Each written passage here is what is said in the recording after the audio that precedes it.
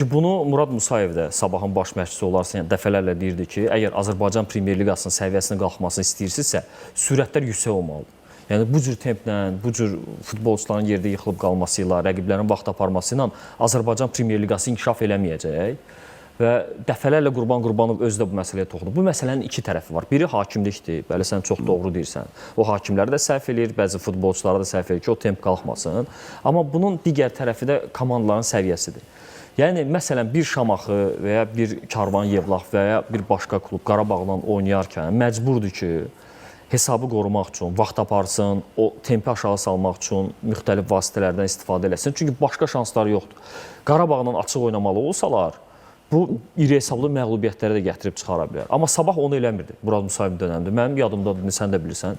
Hətta Murad Musayev dəfələrlə futbolçularına xəbərdarlıq edir ki, yerdə yıxılıb qalmayın. Ona o barədə sual verilərkən dedi ki, mən futbolçunu danışacağam. Yəni, rəqibdən də tələb eləyirdi ki, yıxılıb yerdə qalmayın. Özü də öz futbolçuları qarşısında elə tələb qoyurdu ki, yerdə yıxılıb qalmaq olmaz. Niyə? Çünki Sabah özünə əmin idi. Murad Musayev məşqçi kimi özünə əmin idi. Murad Musayev Sabah çox dinamik oynayırdı və Qarabağla mən deyərdim son illərin ən maraqlı maçları məhz o Sabahla Qarabağ arasında keçirdi.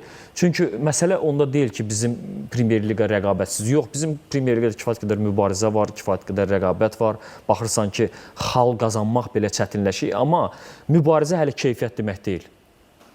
Rəqabət hələ səviyyə demək deyil. Yəni ona görə bax olardı kaş bir 15 il əvvəl o vaxtın Xəzər Lənkəranı, o vaxtın Bakısı, o vaxtın Interi, Qəbələsi, yəni o cür komandalar olsaydı çoxluq təşkil etsəydilər də. Məsələn, tək Qarabağ yox. İndi bu gün heyətində səviyyəli futbolçularla götürsək, yəqin Qarabağla başa-baş oynamaq cəhdi eləyə bilər. Sabahdır, Neftçidir. İndi hardasa oyunun alınmağından və ya öz formalarından asılı olaraq Araz Naxçıvan, Zirə, Turan Tovuz da ayaqlaşmağa çalışır. Amma qalan klubların buna ayaq verməsi çox çətindir. Azərbaycan Premyer Liqasında ümumi büdcəli imkanlı klublar çoxalmalıdır ki, Qarabağa bab heç olmasa 6, 7, 8 komanda olsun ki, bax o səviyyəli futbolçularla o sürətləri həm də gətirə bilsinlər. O olmadan bugün hakimlərin qarşısında bəli tələb qoyacaqsan, amma indi elə epizodlar olur ki, baxırsan dəqiqələrlə qapçı yıxılıb qaldı, qapçını heç cür qaldırmaq olmur. Qapçı neyəsə oyunu dayandırmalısan, qapçı yerdə qaldısa. Ya futbolçu autu hər nə qədər bildirsən də gedib gec yerinə yetirəcək. Bu həm də bilərəkdə olan şeylərdir.